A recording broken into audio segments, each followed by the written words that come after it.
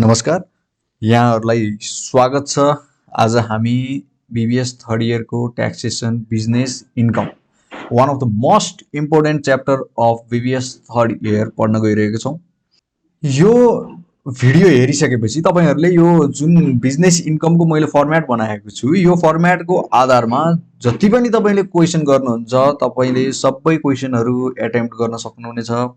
सबै क्वेशनहरु ग्यारेन्टीका साथ तपाईहरुले सल्भ गर्न सक्नुहुनेछ। यो भिडियोलाई राम्रोसँग हेर्नु होला र जति सक्दो म डिटेलमा तपाईलाई बुझाउने कोसिस गर्दछु। बिजनेस इन्कम एकदमै सजिलो हुनेवाला छ। तपाईहरु मेरो साथै रहनु होला। हामी अगाडि बढौं ल है त। सुरुवातमा बिजनेस इन्कम पढ्नको लागि है। बिजनेस इन्कम भन्नाले के बुझिन्छ त है? बिजनेस इन्कम भन्नाले बिजनेसको income. What is business? Business भन्नाले चाहिँ के बुझिन्छ त? सुरुवात गरौँ बिजनेसबाट। Requirement for manufacturing of product भनेर यदि चाहिँ कुनै पनि बिजनेस गरिरहेछौ, म्यानुफ्याक्चरिङ इन्डस्ट्रीको म्यानुफ्याक्चरिङ गर्ने, प्रोडक्ट म्यानुफ्याक्चर गर्ने कुनै पनि बिजनेस गरिरहेछौ भनेदेखि त्यो बिजनेसको लागि भनेको के खालका चाहिँ एक्सपेन्सेसहरु हामीले गर्नुपर्दछ। त्यो एक्सपेन्सेसहरुलाई हामीले बिजनेस इन्कममा इन्क्लुड गर्ने अथवा एक्सक्लुड गर्ने अथवा त्यसलाई घटाउन पाउने या नपाउने भनेर हाम्रो ट्याक्सेसनले भन्दछ। अल्टिमेटली भनेको तिम्रो प्रॉफिट निस्किने भनेको के हो? एक्सपेन्सेसहरुलाई घटाएर अथवा कस्टहरुलाई, लागतहरुलाई घटाएर जति पनि अमाउन्ट आउँछ त्यो प्रॉफिट हुनेछ। त्यो बिजनेसको त्यो प्रॉफिटमा हामीले के गर्नुपर्ने छ? सर्टेन पर्सेन्टेज ट्याक्सेसन तिर्नुपर्ने हुन्छ। सर्टेन पर्सेन्टेज भन्नाले जस्तै 20%, 25%, 30% हैन, यस्तै खालको ट्याक्सेसन हुन्छ। यो कम्पनीहरुको केसमा, फर्महरुको केसमा, फाइनान्शियल इन्स्टिट्युसनको केसमा, कर्पोरेट सोसाइटीको, कोअपरेटिभ सोसाइटीको केसमा। अब इन्डिभिजुअलको केसमा भनेको 4 लाख सम्मको लिमिट छ। इन्डिभिजुअल कपलको केस हैन, 4 लाख सम्म 1% को दरले लाग्छ। त्यसरी त्यो स्ल्याब रेटमा लाग्छ इन्डिभिजुअल र कपलको लागि हैन। यस्तो खालको चाहिँ ट्याक्सेसनको एउटा सिस्टम हाम्रो नेपालको आईआरडी भन्छ, इनल्यान्ड रेभेन्यू डिपार्टमेन्टले चाहिँ एउटा चाहिँ ट्याक्सेसनको यस्तो दायरा बनाएको छ। र त्यो त्यसको अकॉर्डिङमा हामीले चाहिँ रिटर्न भर्ने दिनसम्ममा, रिटर्न भर्ने आखिरी अन्तिम दिन मतलब असोजको अन्तिम अथवा असोजको अन्तिमलाई 3 महिनासम्म एक्सटेन्ड गर्न पाइन्छ। त्यो भनेको पुसको मसान्तसम्ममा अथवा असोजको मसान्तसम्ममा जुन बेला चाहिँ हामीले बुझायौं एक्सटेन्सन लिएको छ भने पुसको मसान्तसम्म हुने भयो हैन। एक्सटेन्सन लिएको छैन भनेदेखि असोजको मसान्तसम्ममा हामीले ट्याक्स क्याल्कुलेट गरेर बुझाउनु पर्ने हुन्छ। त्यो ट्याक्स केमा क्याल्कुलेट गर्छौं भन्दाखेरि प्रॉफिटमा क्याल्कुलेट गर्छौं है।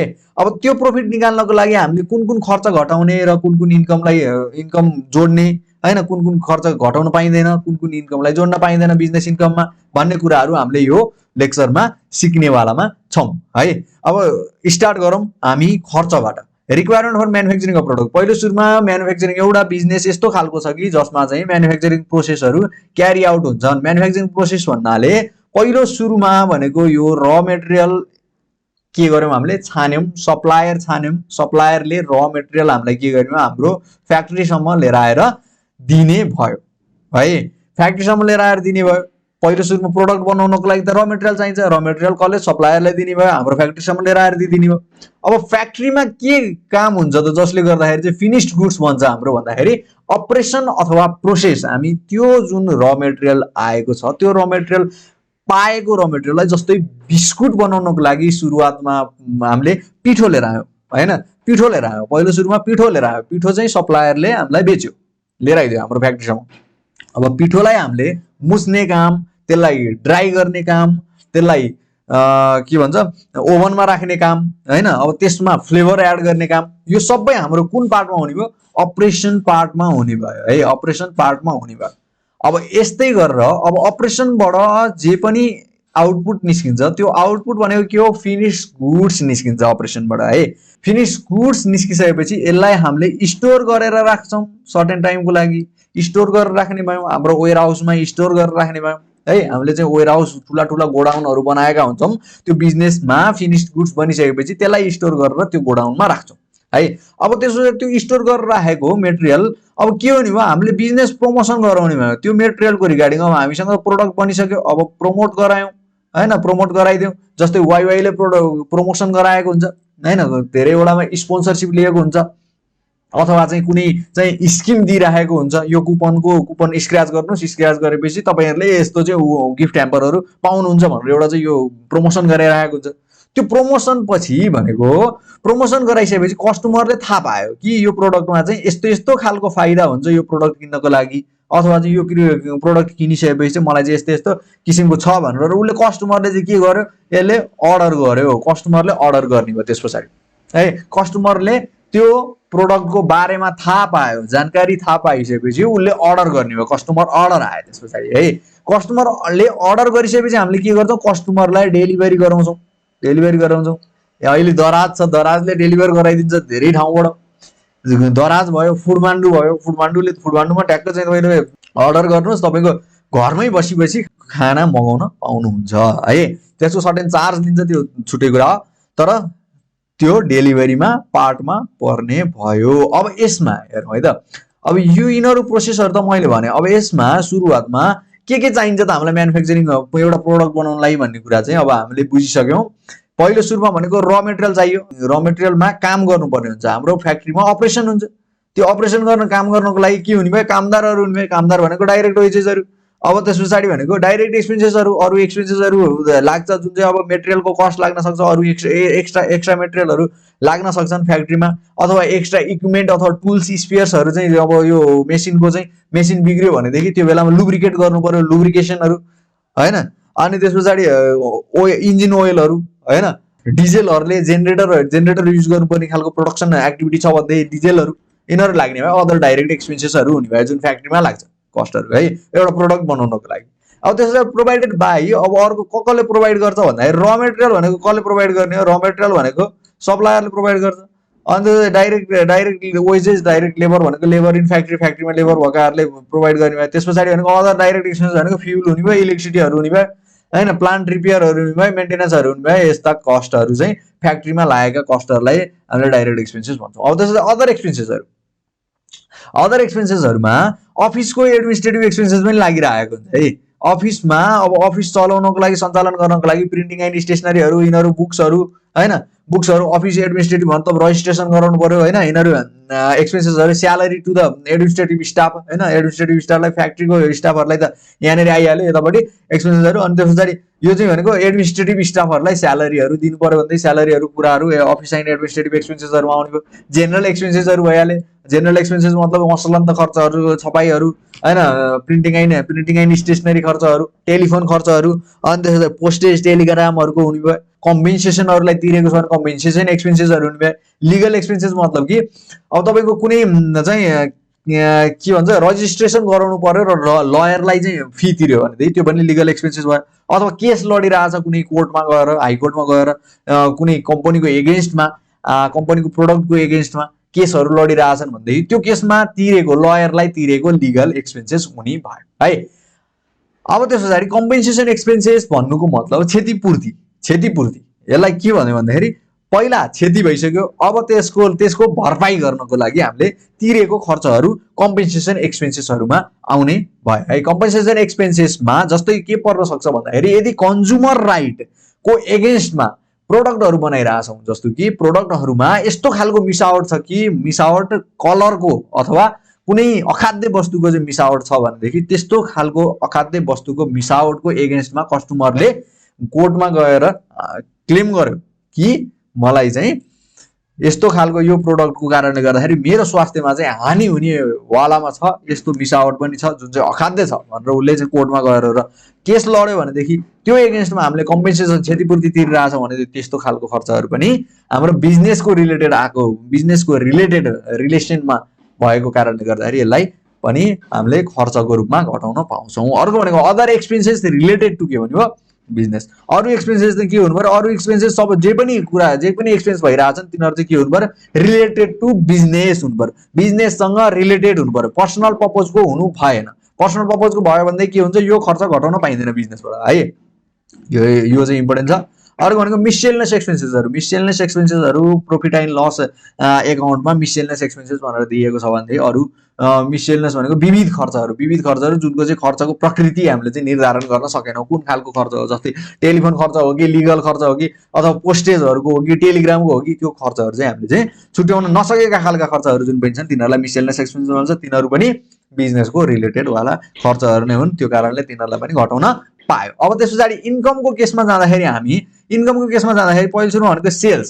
सेल्स भनेको सेल्सबाट जति पनि गुड्स डाइरेक्टका डाइरेक्ट जुन गुड्स हामीले फिनिश गुड्स बनाउँछौँ त्यो फिनिश गुड्सलाई सिधाका सिधा सेल्स गरेर जति पनि इन्कम आउँछ त्यो सेल्स इन्कम पनि हाम्रो के हुने भयो, हाम्रो इन्कम भनेर बिजनेस इन्कम भनेर देखिने भयो। किन भन्दा बिजनेसको रिगार्डिङमा म त्यही जस्तै बिस्कुटको बिजनेस गरिरहेको छु भने बिस्कुट मेरो फिनिश गुड्स स्टोरमा छ भनेदेखि त्यो बिस्कुट बेचेर जति पनि पैसा कमाउँछु त्यो भनेको सेल्स इन्कम हुने भयो। त्यो डाइरेक्टका डाइरेक्ट मेरो बिजनेस इन्कम हुने भयो।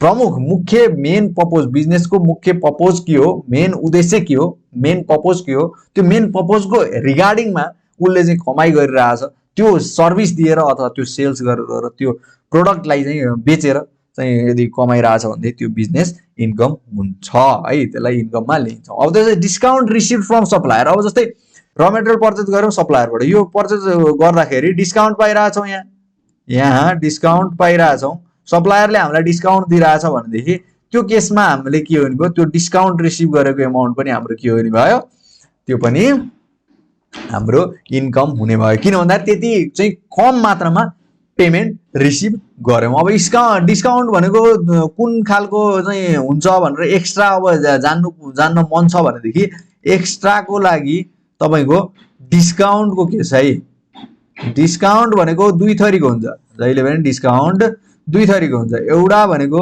क्यास डिस्काउन्ट, क्यास डिस्काउन्ट, र अर्को भनेको ट्रेड डिस्काउन्ट है। एउटा हुन्छ तपाईँको क्यास डिस्काउन्ट, अर्को हुन्छ ट्रेड डिस्काउन्ट। अब यिनीहरूको मिनिङ के हो त भन्दाखेरिमा क्यास डिस्काउन्ट भनेको at the time of payment गर्दाखेरिको, र ट्रेड डिस्काउन्ट भनेको at the time of billing भन्दा हुन्छ है। अहिले तपाईँहरूले बुझ्नको लागि बिलिङ भन्दा हुन्छ, यो at the time of payment भन्दा हुन्छ। जस्तो कि एउटा इक्जाम्पल दिन्छु म, इक्जाम्पल दिन्छु। मिस्टर एले के पर्चेज गर्यो, बिस्कुट पर्चेज गर्यो, बिस्कुट पर्चेज गर्यो। पर्चेज गर्दाखेरि यो पसल छ, यो पसलले के गर्यो भन्दाखेरि मिस्टर एलाई बेच्यो यसले बिस्कुट 1 केस पर्चेज गरेको छ, रु 500 मा बेच्यो। यसको मार्केट प्राइस चाहिँ कति थियो यो बिस्कुटको भन्दाखेरि 600 रुपियाँ थियो अरे, सपोज है, रु 600 रुपियाँ थियो।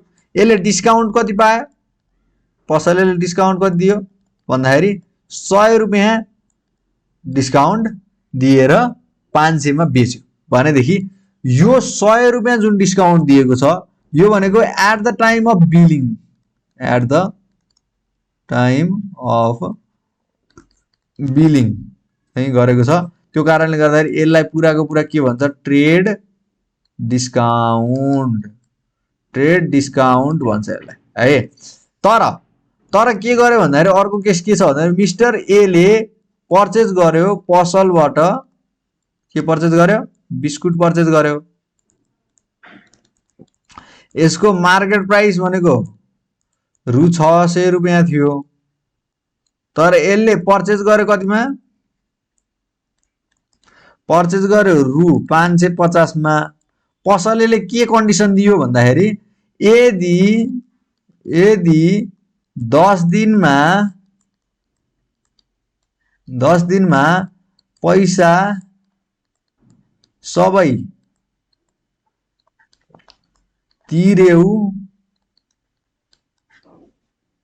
तिर्यौ भने म रु 50 थप डिस्काउन्ट दिन्छु भनेदेखि यो केसमा भनेदेखि के भन्दाखेरि यसले 10 दिनभित्रमा यदि 10 दिनमा तिर्यो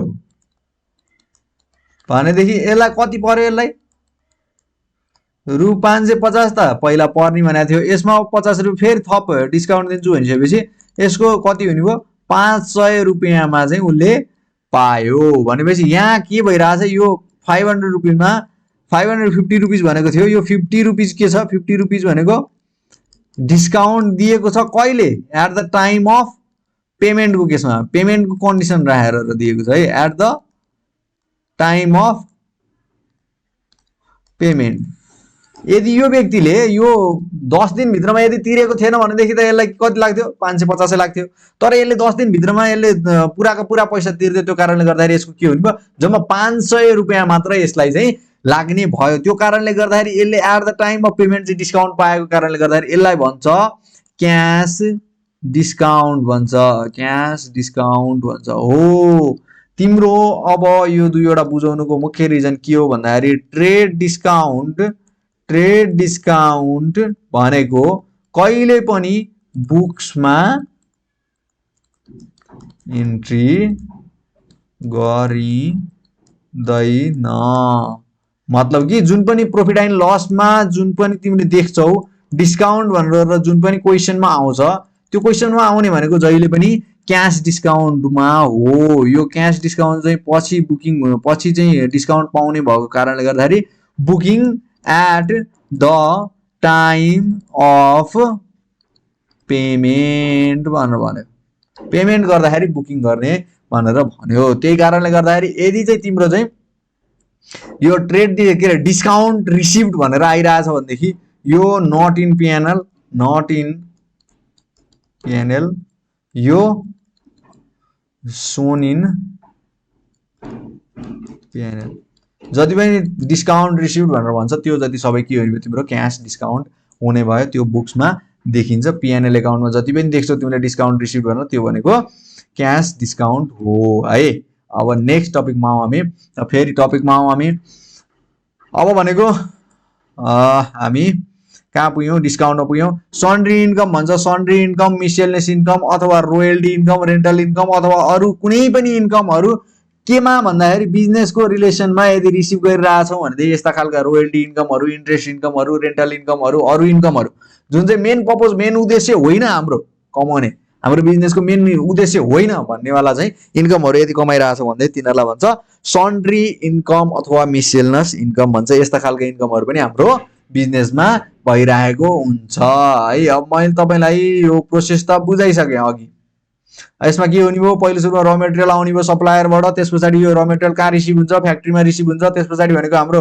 अपरेसन अथवा प्रोसेस क्यारी आउट गर्छौँ त्यसलाई त्यस पछाडि भनेको यो फिनिश गुड्समा कन्भर्ट हुने भयो अपरेसन प्रोसेस गरेर त्यस पछाडि फिनिश गुड्स कहाँ लैजाने भयो स्टोरमा लैजाने भयो स्टोरमा लगिसकेपछि यो प्रमोसन एक्टिभिटी केही क्यारी आउट गर्छौँ हामीले प्रमोसन भनेको फेसबुक पोस्टिङहरू पनि गर्न सक्छौँ होइन अथवा युट्युबमा कसैलाई युट्युबरहरूलाई दियौँ अथवा चाहिँ ब्लगरहरूलाई दियौँ अथवा चाहिँ के भन्छ टिकटकमा दियौँ भनेदेखि यो प्रमोसन एक्टिभिटी यहाँ भयो त्यस पछाडि अर्को भनेको कस्टमर अर्डर पनि कस्टमर अर्डरबाट पनि अब कस्टमर अर्डर गरिसक्यो कस्टमरले अर्डर गर्यो त्यो प्रमोसन हेरेर र अर्डर गर्यो भनेदेखि त्यो चाहिँ अब डेलिभर गराएर कस्टमरको प्रिमाइसेससम्म कस्टमरको ठाउँसम्म पुर्याइदिने भयौँ हामीले है अब यो गर्नको लागि बिचमा के खर्चहरू लाग्छन् भन्दाखेरि अब सुरुवातमा भनेको र मेटेरियल किनेर लिएर आउँदाखेरि र मेटेरियलको एउटा बिल त दिने नै भयो सप्लायरले होइन र मेटेरियलको बिल दिने नै भयो सप्लायरले त्यो र मेटेरियलको बिलवाला त एक्सपेन्स त एउटा हुने नै भयो र मेटेरियलको जति पनि कस्ट छ त्यति चाहिँ हाम्रो कस्टिङ हुने भयो अर्को त्यस पछाडि भनेको डेलिभरी एक्सपेन्सेस यो पनि खर्च लाग्ने भयो अप टु द फ्याक्ट्रीसम्म लिएर आउनको लागि र मेटेरियललाई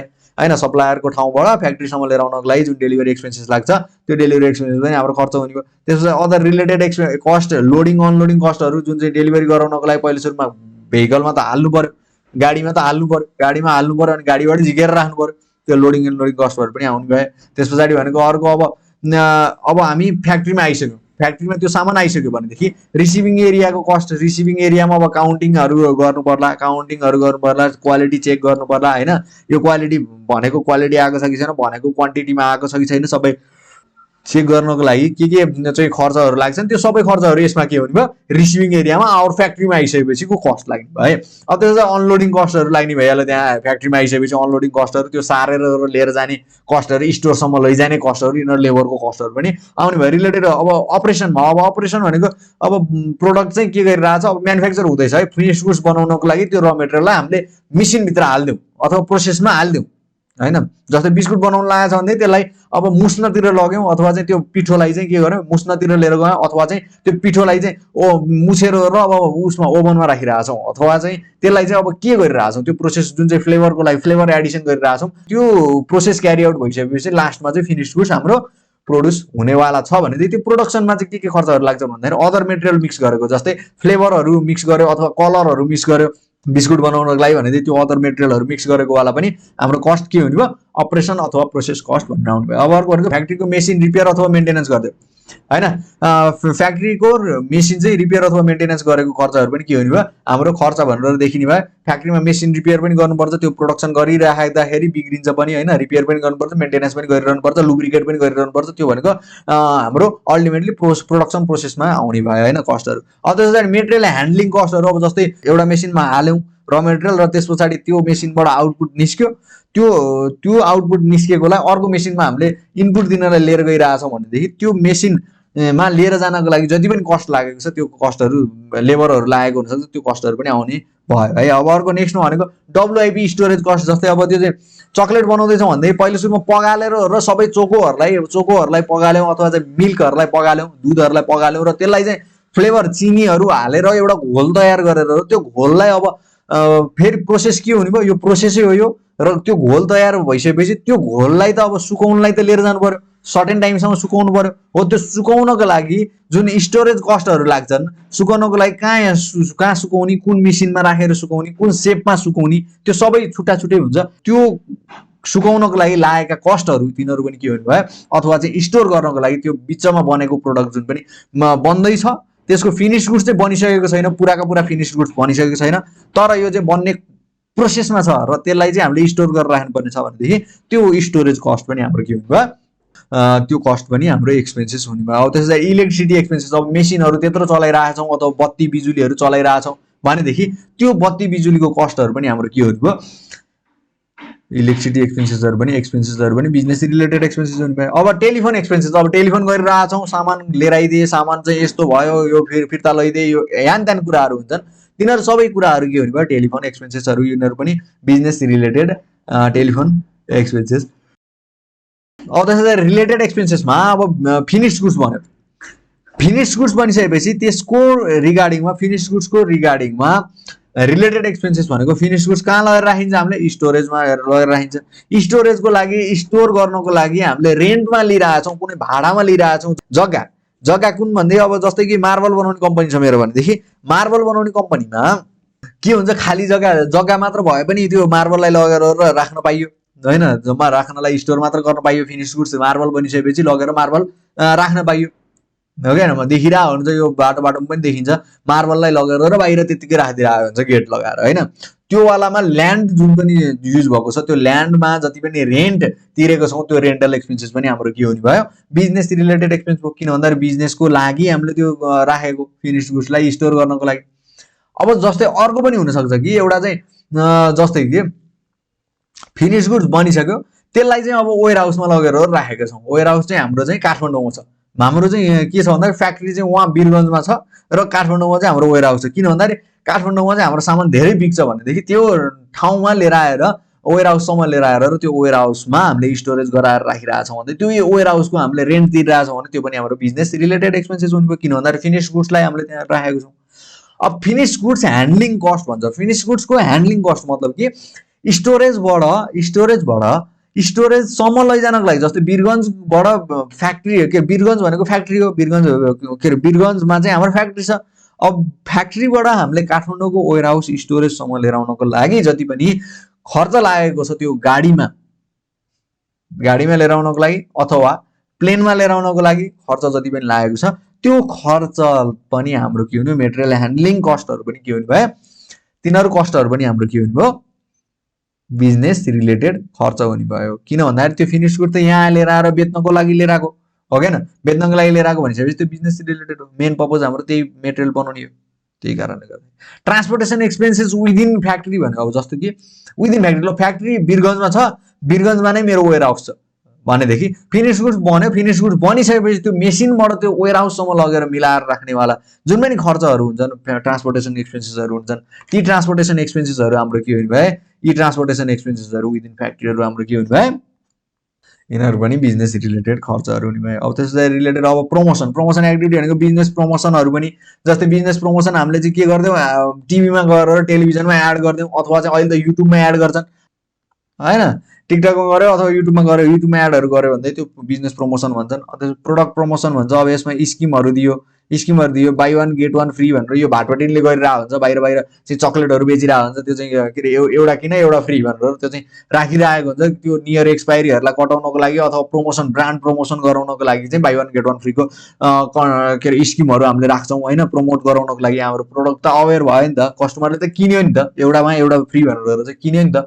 होइन। त्यो भनेको बिजनेसको रिगार्डिङमा लागेको बिजनेस रिलेटेड खर्चहरू हुन्, यिनीहरू चाहिँ घटाउन पाइयो। अनि त्यसपछि डिस्काउन्ट, अब डिस्काउन्ट भनेको हामीले डिस्काउन्ट दिइरहेछौँ, डिस्काउन्ट किन दिन्छौँ, धेरै किनुन् भनेर, कस्टमरले धेरै किनुन् भनेर दिएको यो बिजनेस रिलेटेड खर्च हो। त्यो कारणले गर्दाखेरि यो पनि घटाउन पाइयो। अन्त भोल्युम पर्चेज होइन, भोल्युम पर्चेज डिस्काउन्ट जस्तै कि अब मैले चाहिँ 10,000वटा क्वान्टिटीसम्म तपाईँले किन्नुभयो भनेदेखि चाहिँ हाम्रोबाट म तपाईँलाई चाहिँ 10% एक्स्ट्रा डिस्काउन्ट दिन्छु भनेर भनेको छु भने त्यो 10,000वटा क्वान्टिटी हाम्रो फेरि एक्स्ट्रा उसले पर्चेज गरेपछि 10% भोल्युमको आधारमा दिइरहेछौँ डिस्काउन्ट। 10,000 भनेको भोल्युम भयो, भोल्युम अफ युनिट। अन्त त्यसको आधारमा हामीले डिस्काउन्ट दिइरहेछौँ भने त्यो पनि हाम्रो के हुने भयो, बिजनेस रिलेटेड एक्सपेन्सेस हुने भयो। एकदम क्लियर छ अहिलेसम्म? त्यो खर्चहरू र यो चाहिँ इन्कमहरूलाई चाहिँ हामी धेरै नै बुझ्ने कोसिस गर्छौँ। यदि बुझ्दा पनि भएन भनेदेखि मसँग अर्को ट्रिक पनि छ। मसँग चाहिँ मैले चाहिँ तपाईँहरूलाई एकदम राम्रो मेटेरियल बनाएको छु, त्यो एक्जस्टिभ एकदम राम्रो लिस्टहरू छन्, तिनीहरू त्यति मात्र पढेर जानुभयो भने पनि तपाईँहरूले इक्जाममा धेरै राम्रो नम्बर सेक्युर गर्न सक्नुहुनेछ। एकदम राम्रोसँग हेर्नु होला र नबुझेदेखि तपाईँहरू कमेन्ट गर्नलाई नभुल्नु होला है।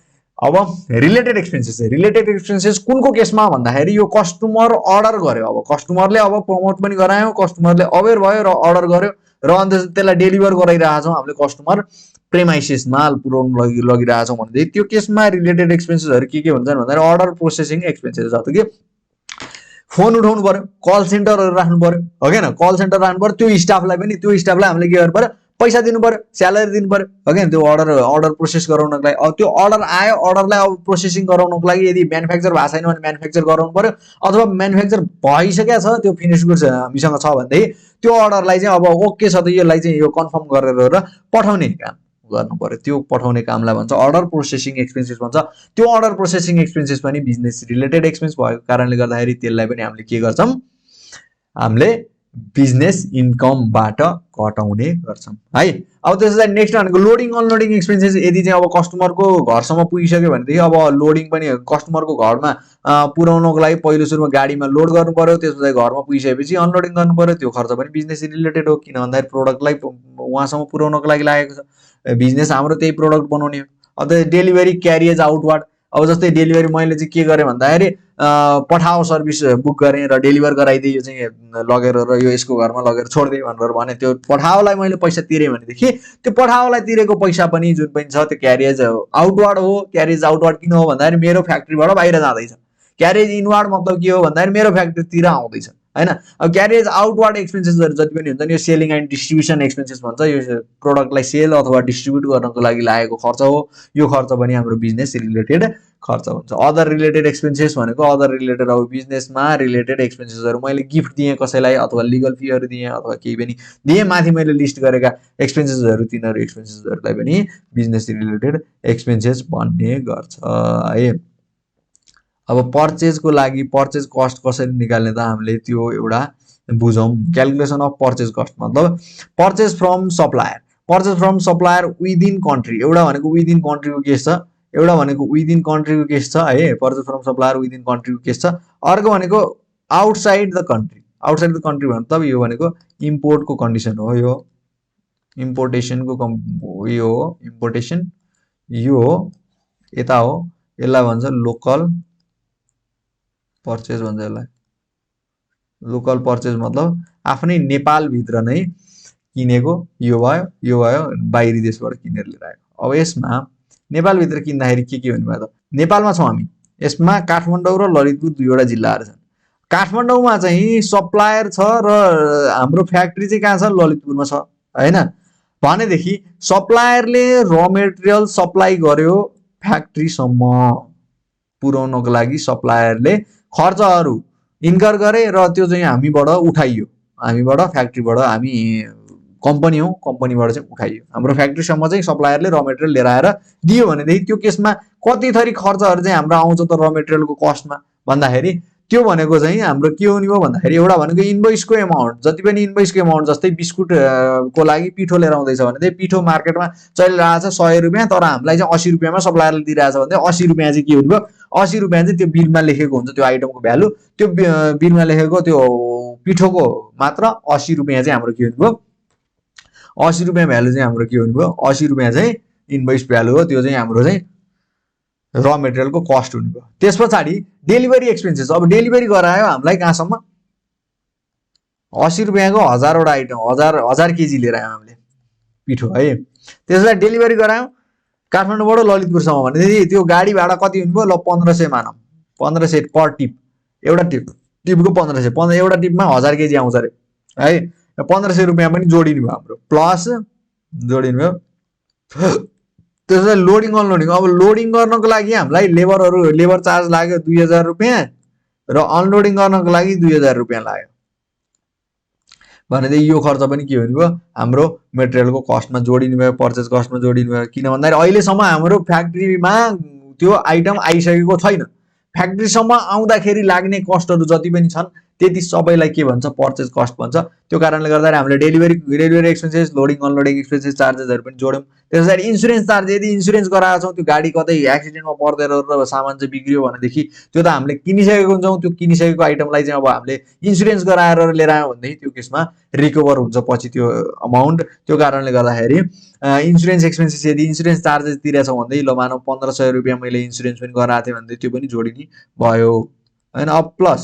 अर्को भनेको ड्युरिङ ट्रान्सपोर्ट अप टु कुनमा फ्याक्ट्रीसम्म मात्र फ्याक्ट्रीभन्दा पछाडि अब फ्याक्ट्रीबाट अब अपरेसनतिर जाँदैछ भन्दै त्यो केसमा कुनै पनि इन्स्योरेन्स चार्जेसहरू पर्चेज कस्टमा हाम्रो र मेटेरियलमा जोडिँदैन तिनीहरू है तिनीहरू भनेको हाम्रो एक्स्ट्रा खर्चहरू हुन् ती भनेको अफिस एन्ड एडमिनिस्ट्रेटिभ एक्सपेन्सेसमा पर्छन् तिनीहरू है अब इन्स्टलेसन चार्जेस अब फ्याक्ट्रीसम्म आइपुग्यो अब इन्स्टल गर्नु पर्यो फ्याक्ट्रीमा इन्स्टल नगरिकन त्यो कामै गर्दैन जस्तो कि क्यापिटल एउटा मेसिन लिएर आइरहेको थियौँ हामीले बाहिर देशबाट बिस्कुट बनाउने मेसिन चाहिँ ल्याएर र फ्याक्ट्रीमा उसले चाहिँ इन्स्टल नगरिकन चल्दैन यहाँ कसैले पनि इन्स्टल गर्न सक्दैन उसैले आएर इन्स्टल गर्नुपर्ने छ अथवा यहाँ इन्स्टल गरिदिने मान्छेहरू छन् तिनीहरूले आएर इन्स्टल नगरेसम्म त्यो चल्नेवालामा छैन भनेदेखि त्यो केसमा हाम्रो इन्स्टलेसन चार्जेसहरू जति छन् त्यो इन्स्टलेसन चार्जेसहरू ल मानौ 10,000 रुपियाँ छ अरे 10,000 रुपियाँ पनि हाम्रो जोडिसकेपछि जति टोटल एमाउन्ट आउँछ त्यो टोटल एमाउन्टलाई भन्छ हाम्रो पर्चेज कस्ट भन्छ है यो थियो लोकल पर्चेजको केसमा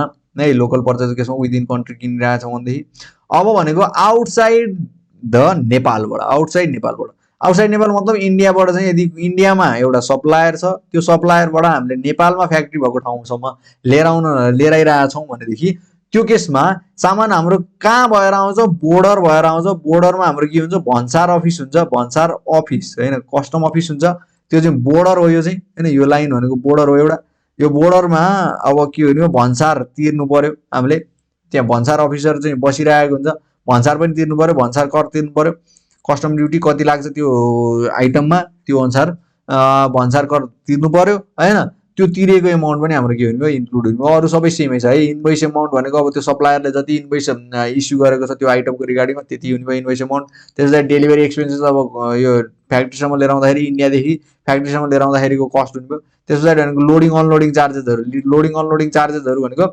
हाम्रो के भन्छ लोडिङ अनलोडिङ चार्जेस अब उता के भन्छ यो कस्टम स्टेसनमा आएर पनि लोड पनि गराउनु पर्यो अनलोड पनि गराउनु पर्यो पहिला सामान चेक गराउँछ त्यहाँ लोडिङ अनलोडिङ चार्जेसहरू लाग्छन् तिनीहरू पनि इन्क्लुड हुने भए अब त्यस पछाडि इन्सुरेन्स चार्जेस इफ एनी अब ड्युरिङ ट्रान्सपोर्ट अप टु फ्याक्ट्रीसम्म लिएर आउँदाखेरि अब त्यो ट्रान्सपोर्टेसनलाई इन्सुरेन्स गराएर लिएर आइरहेको छौँ त्यो गुड्सलाई चाहिँ इन्सुरेन्स गराएर लिएर आएको छौँ भन्दै त्यो इन्सुरेन्स चार्जेसहरू पनि जोडिनु भयो कस्टम ड्युटी भन्सार कर जुन तिरेको छौँ हामीले बोर्डरमा तिरेको भन्सार कर पनि नन रिफन्डेबल छ भनेदेखि त्यो पनि के हो भने हामीले नन रिफन्डेबल एमाउन्ट चाहिँ हामीले जोड दिने भयौँ। कस्टम चार्जेस नन रिफन्डेबल छ भने मात्र, फिर्ता हुँदैन भनेदेखि मात्र हामीले ड्युटी चाहिँ के गरिदिनु भयो, जोड दिने भयो पर्चेज कस्टमा। किन भन्दाखेरि फिर्ता भयो भनेदेखि त त्यो केसमा भनेको त त्यो त कस्टै लागतै लागेन नि हामीलाई होइन। तर फिर्ता हुँदैन भनेदेखि त्यो केसमा चाहिँ हाम्रो के हुने त्यो पनि जोडिने भयो पर्चेज कस्टमा। अब एक्साइज ड्युटीको केस, अब एक्साइज ड्युटीको केस भनेको एक्साइज ड्युटी हामीलाई जति पनि लागेको छ त्यो रिफन्ड हुँदैन भनेदेखि त्यो कस्ट हो हाम्रो।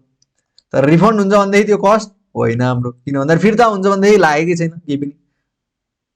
त्यही भएर पर्चेज कस्टमा नजोड्ने यदि फिर्ता हुन्छ भने। फिर्ता हुँदैन भनेदेखि त्यो के हो, हाम्रो कस्ट हो। अब भ्याट भनेको के हुन्छ, भ्याटको फिर्ता हुन्छ। फेरि भ्याटको भनेको फिर्ता हुन्छ। हामीले फिर्ता कसरी गर्छौँ भ्याटलाई, फेरि भ्याटको भनेको भ्याट भनेको आउटवार्ड भ्याट, आउटवार्ड भ्याट भनेको सेल्समा भ्याट जति तिर्नुपर्ने छ त्यो less inward VAT, inward VAT पर्चेजमा जति तिरेको छौँ, पर्चेजमा हामीले जति भ्याट तिरेका थियौँ त्यो घटाउनु पायो, त्यसको नेट जति पनि एमाउन्ट आउँछ त्यति एमाउन्ट मात्र हामीले के गर्ने हो, गभर्मेन्टलाई तिर्ने हो। सेल्समा है गभर्मेन्टलाई तिर्ने, भ्याट लायबिलिटी तिर्ने, गभर्मेन्टलाई यति मात्र तिर्ने हो। त्यो कारणले गर्दाखेरि यो खर्च घटाउन पाइन्छ। त्यो कारणले हाम्रो पर्चेजमा यो इन्क्लुड हुँदैन है। यो भनेको इन्क्लुड हुँदैन। यहाँ मैले सरी यो बट यहाँ चाहिँ निल लेख्नु पर्ने थियो मैले, निल है, निल इन्क्लुड हुँदैन यो। अब त्यसै भनेको इन्स्टलेसन चार्जेस एट फ्याक्ट्री, फ्याक्ट्रीमा इन्स्टलेसन चार्जेसहरू जति पनि लागेको छ त्यो हुने भयो। टेस्ट रन गरेर यदि मेसिन बनाएको छ भने, मेसिन छ भने टेस्ट रन गरेर त्यो टेस्ट रनबाट जुन प्रोडक्ट प्रोड्युस भएको छ, प्रोडक्ट प्रोड्युस्ड भएको छ, त्यो प्रोड्युस्ड भएको प्रोडक्टलाई चाहिँ हामीले के गर्यौँ, बेच्यौँ भनेदेखि त्यो बेचेर आएको इन्कम जति पनि छ त्यसलाई चाहिँ घटाउन पायौँ हामीले। त्यति घटाइसकेपछि जति पनि एमाउन्ट आउँछ त्यो भनेको पर्चेज कस्ट अफ र मेटेरियल अथवा मेसिनरी हुने भयो। किनभने मेसिनरीको लागि पनि यही नै हो, र मेटेरियलको लागि पनि यही नै हो होइन। डेप्रिसिएसन क्यालकुलेट गर्दाखेरि कहिलेकाहीँ आउन सक्छ क्वेसन होइन, कहिलेकाहीँ आइदियो भनेदेखि तपाईँहरूले मेसिनरीको लागि पर्चेज कस्ट निकाल्ने भनेको यसरी हो है। अब त्यस पछाडि नेक्स्टमा आउँ, यहाँसम्म एकदम क्लियर छ। यति क्लियर भयो भनेदेखि तपाईँहरूलाई एक्सपेन्स इन्कम, बिजनेस इन्कमको कुनै पनि किसिमका एक्सपेन्सेसहरू बिजनेस रिलेटेड हुन् या होइनन् भन्ने कुराहरू तपाईँहरूले आफैले फिगर आउट गर्न सक्नुहुन्छ, आफैले चाहिँ अनुमान गर्न सक्नुहुन्छ, अनुमान लगाउन सक्नुहुन्छ। यति भइसकेपछि तपाईँहरूलाई धेरै धेरै धेरै धेरै कन्फिडेन्स आउनेवाला छ है। अब योभन्दा पछाडि पनि हामी फेरि पनि अरू पनि कुराहरू, नयाँ नयाँ कुराहरू सिक्दै जानेछौँ। नयाँ अथवा चाहिँ यसलाई चाहिँ इक्जाम मोटिभ भएर सिक्नेछौँ। यो भनेको एकदम बुझ्ने कोसिस गर्नेछौँ, सकेसम्म छोटो समयमा धेरै बुझ्ने कोसिस गर्नेछौँ र बिजनेस इन्कमलाई चाहिँ हामी धेरै नै सरल गराउने कोसिस गरिरहेको छ है। मैले धेरै नै सरल बनाउने कोसिस गरिरहेको छु बिजनेस इन्कमलाई। आशा छ तपाईँहरू कमेन्ट गरिदिनु होला, यो बुझ्नु भएको छ भने कमेन्ट गरिदिनु होला, बुझ्नु भएको छैन भने पनि क्वेरिजहरू छ भने पनि त्यो पनि कोही कमेन्ट गरिदिनु होला। म त्यसको लागि पनि म रिप्लाई पनि समयमा दिने कोसिस गर्नेछु। तपाईँहरूको कमेन्टै मेरो लागि के हो भन्दाखेरि मेरो लागि मोटिभेसन हो कि अरू पनि भिडियो हाल्नको लागि मोटिभेसन हो। अरू पनि सब्जेक्टहरूको लागि रिकमेन्डेसन छ भने त्यो पनि तपाईँहरूले भन्दा हुन्छ है। अब त्यस पछाडि प्रिभियस इयर, अब यसमा हामीले बिजनेस इन्कमको लागि, बिजनेस इन्कम अथवा कुनै पनि इन्कम चाहिँ हामीले कुनै पनि इन्कमको बारेमा जान्नको लागि हामीले पहिलो सुरु प्रिभियस इयर भनेको के हो र एसेसमेन्ट इयर भनेको के हो र एसएससी भनेको को हो भन्नेवाला एउटा मिनिङ चाहिँ हामीले चाहिँ जान्नुपर्छ है। यसमा भनेको प्रिभियस इयर भन्नाले जहिले चाहिँ कमाउँछौँ हामीले, जुन वर्ष चाहिँ कमाएको वर्ष, कुन वर्षमा चाहिँ कमाएका छौँ, जुन वर्षमा कमाएका छौँ, 2077-78 सालमा कमाएका छौँ भनेदेखि, इन्कम कमाएका छौँ भनेदेखि त्यो कमाएको वर्ष त्यो 2077-78 चाहिँ हाम्रो के हुने भयो, यो भनेको प्रिभियस इयर हुने भयो, यो भनेको प्रिभियस इयर हुने भयो। र जुन वर्षमा चाहिँ कर तिर्छौँ, कर तिर्ने वर्ष जहिले कर तिरेको छौँ, यदि 77-78 कमाउँछौँ भनेदेखि 78-79 मा त्यो कमाएको इन्कममा हामीले कर तिर्नुपर्ने हुन्छ। त्यो कर तिरेको वर्षलाई हामीले के भन्छौँ, एसेसमेन्ट इयर भन्छौँ। यसलाई चाहिँ एसेसमेन्ट इयर भन्छौँ। नर्मल्ली हामीले सिम्पली बुझ्दाखेरि जहिले कमाउँछौँ त्यो वर्षलाई प्रिभियस इयर भन्छ, जहिले हामीले कर तिर्छौँ त्यो वर्षलाई एसेसमेन्ट इयर भन्छ। अथवा चाहिँ अहिले जुन चलिरहेको छ 2077-78 चलिरहेको छ होइन, 77-78 किन भनिन्छ त, 77-78 अथवा चाहिँ 78-79 किन भनिन्छ त भन्दाखेरिमा हाम्रो फाइनेन्शियल इयर भनेको कहिलेबाट स्टार्ट हुन्छ started from first Shrawan and ends at कहिले खत्म हुन्छ भन्दाखेरि कहिले खत्म हुन्छ 31 आषाढ है फर्स्ट राउन्डमा स्टार्ट भएर कहिले खत्म हुने भयो आषाढमा 31 आषाढमा इन्ड हुने भयो भनेदेखि जस्तै मानौं 2077 साल 4 महिना 1 गते स्टार्ट भएको कहिले खत्म हुन्छ 2078 साल 3 महिना 03 महिना 31 गते खत्म हुन्छ यो स्टार्ट भयो यो बेलामा फाइनेन्शियल इयर यो बेलामा इन्ड भयो है इन्ड भयो फाइनेन्शियल इयर अब स्टार्ट र इन्ड यो केसमा दुईवटा वर्षलाई छोयो यसले है त्यो कारणले गर्दाखेरि हामीले आर्थिक वर्ष लेख्दाखेरि 2077-78 भनेर लेख्छौं यसरी दुईवटा वर्षलाई छुन्छ यसले किन भन्दा 3-31 सम्म छ यो 4-1 देखि स्टार्ट भयो भने त्यो कारणले गर्दाखेरि हाम्रो के हुने भयो प्रिभियस इयर अथवा एसेसमेन्ट इयर चाहिँ के हुने भयो फाइनेन्शियल इयर हुने भयो फाइनेन्शियल इयरले दुईवटा वर्षलाई छोएको कारणले गर्दाखेरि हामीले के गर्ने भयो त्यसलाई भनेको 77-78-78-79 भनेर यसरी डिनोट गर्ने भयौं है अब एसेसमेन्ट इयर यो प्रिभियस इयरको बारेमा कुरा छर्लङ्ग भइहाल्यो कमाएको वर्ष प्रिभियस इयर कर तिरेको वर्ष एसेसमेन्ट इयर के हो अब त्यसपछि नेक्स्ट एसएससी को डेफिनेसन कर तिर्ने व्यक्ति जसले कर तिर्छ अब तपाईले तिर्नुहुन्छ भन्दै तपाई एसएससी हुनुभयो यदि मैले तिर्दै छु भने म एसएससी हुने भयो जसले कर तिर्नु पर्ने छ त्यो ट्याक्सेबल पर्सन अथवा लायबल टु ट्याक्स पर्सन हैन त लायबल टु ट्याक्स पर्सन कमाइसकेपछि ट्याक्स तिर्नुपर्ने लायबिलिटी भइसक्छ त्यो कारणले गर्दाखेरि त्यो लायबल टु ट्याक्स पर्सन वाला पनि के हुने भयो हाम्रो डेफिनेसनमा आयो ट्याक्सेबल पर्सन अथवा लायबल टु ट्याक्स पर्सन अब टु टाइप्स अफ एसएससी दुई तरिकाको हुन्छन् एउटा नेचुरल पर्सन हुन्छ अर्को भनेको आर्टिफिशियल पर्सन हुन्छ नेचुरल पर्सनको मिनिङ के हो इन्डिभिजुअल अथवा व्यक्ति मतलब चाहिँ जो चाहिँ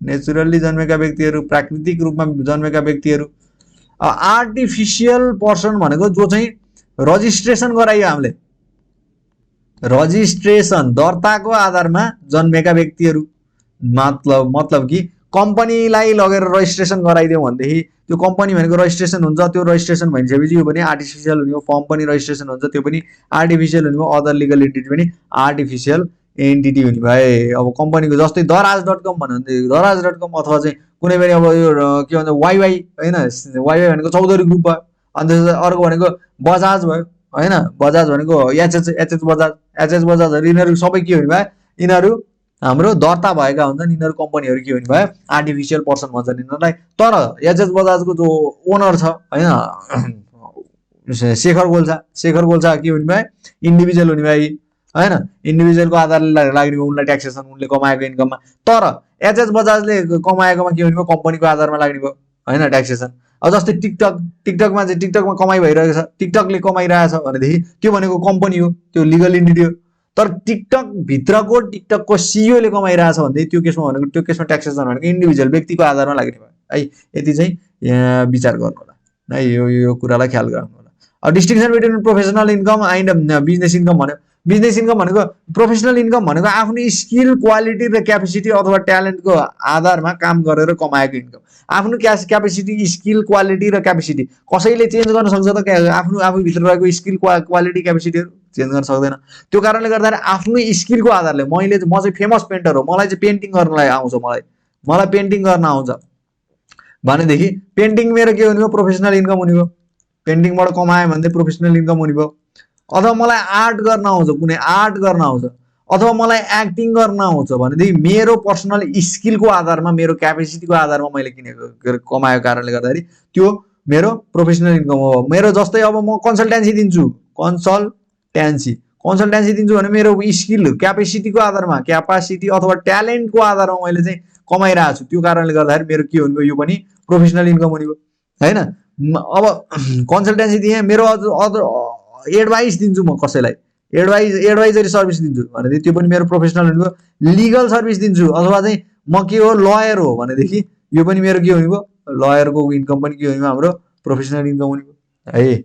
यो कारणले गर्दाखेरि चाहिँ हामीहरूले के गर्न सक्छौँ, एक्टिङ एडभाइस लिगल लयरहरूको लिगल एडभाइसहरू अन्त क्यापेसिटी ट्यालेन्टको आधारमा भएको कारणले गर्दाखेरि यिनीहरूलाई प्रोफेसनल इन्कम भनिन्छ।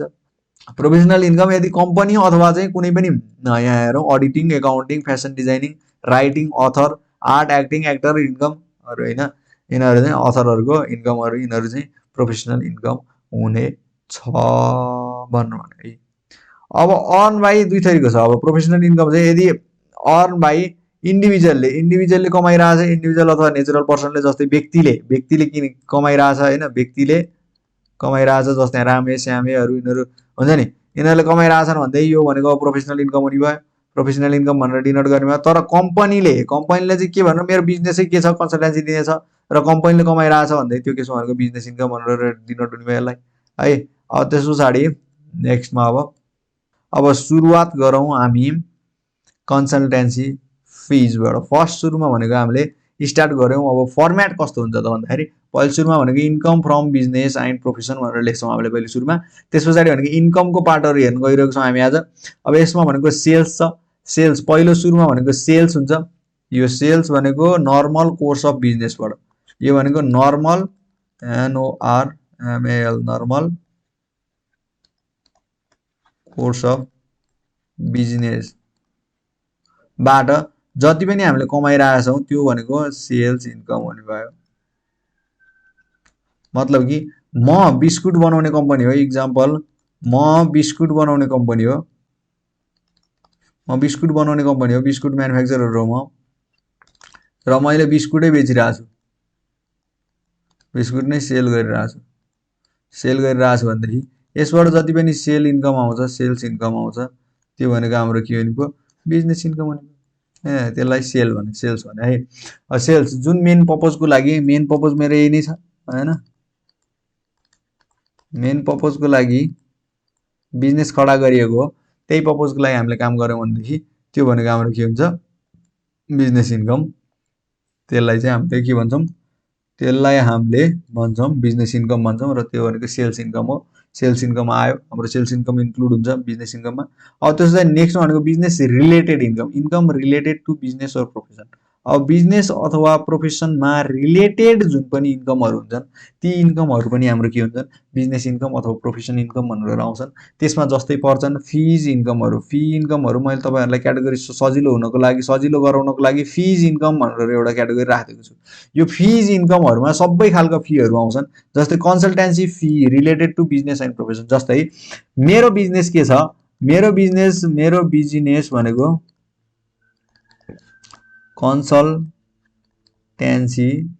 दिनेवाला मेरो बिजनेस छ, अथवा म चाहिँ कन्सल्टेन्ट हुँ, मैले चाहिँ कन्सल्टेन्सी दिएर र कन्सल्टेन्सी फी रिसिभ गरिरहेको छु, कन्सल्टेन्सी दिएको एगेन्स्टमा चाहिँ पैसा आइरहेछ मलाई होइन, कन्सल्टेन्सी फी आइरहेछ मलाई भनेदेखि यो कन्सल्टेन्सी फी त मेरो के हुने भयो, बिजनेस इन्कम हुने भयो होइन त। बिजनेस पर्पज हेर्नु पऱ्यो, मेरो बिजनेस के को, मैले बिजनेस के को लागि लिएको, के को लागि गरेको होइन, के को लागि गरेको त्यो हेर्नु पऱ्यो। त्यो भनेको अब मैले कन्सल्टेन्सीको लागि गरिरहेको छु भनेदेखि मेरो कन्सल्टेन्सी फी जति पनि रिसिभ हुन्छ त्यो भनेको मेरो बिजनेस इन्कम हो।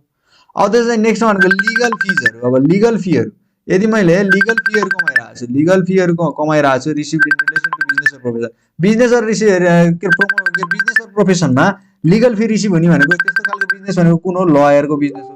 म लयर हुँ र मैले चाहिँ लिगल फीहरू, लिगल केसेसहरू लडेर र लिगल फीहरू यदि कमाइरहेको छु भने त्यो पनि मेरो के हो, बिजनेस इन्कम, बिजनेस इन्कम हो।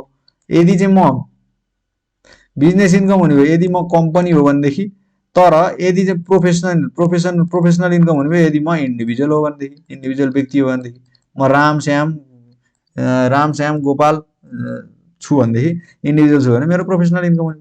अब त्यस पछाडि भनेको नेक्स्टमा भनेको तपाईँको अब भनेको अर्को नेक्स्टमा जाउँ हामी, भिजिटिङ फिज भन्छ। अब visiting fees relating to profession or business भन्नु, म भिजिट गरेर आइरहेको छु, मलाई भिजिटिङ फी कलेक्ट भइरहेछ। जस्तै कि मेरो चाहिँ कस्तो छ भने बिजनेस भनेको कुनै पनि अरू बिजनेसहरूको लागि, अरू बिजनेसहरूमा के प्रोसेस चलिरहेछ बिजनेसमा, अरूको बिजनेसमा भिजिट गरेको बापत मैले फी लिन्छु। किन भन्दाखेरि त्यो भिजिटको आधारमा मैले चाहिँ उनीहरूलाई एडभाइस दिन्छु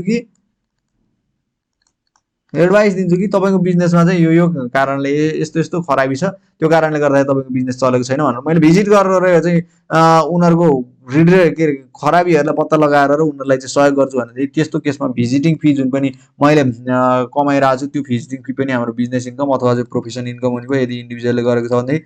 अथवा भिजिटिङ फी अर्को पनि हुन्छ, के हुन्छ भन्दाखेरि यदि स्टुडेन्टलाई मोटिभेट गर्नको लागि कोही चाहिँ हायर गरेर भिजिटरहरू आएका छन् भनेदेखि त्यो केसमा पनि स्टुडेन्टको केसमा पनि हाम्रो के हुन्छ भिजिटिङ फी भनेको हाम्रो बिजनेस अथवा प्रोफेसनको इन्कम हुन्छ है।